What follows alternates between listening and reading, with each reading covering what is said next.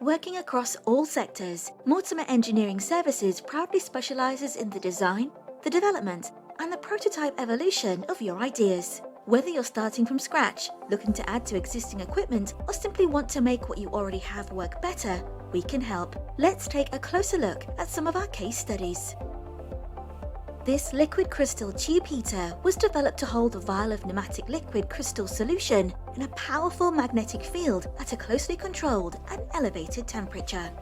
This Inconel heated and stirred reactor, which we developed, allowed our client to stir a mixture of sodium hydroxide solution with potash at elevated temperatures, providing the researcher with the results that they needed. Here is our UV sample modification prototype, developed for our client with the intention of irradiating a sample with a specific wavelength, in this case, the UV spectrum.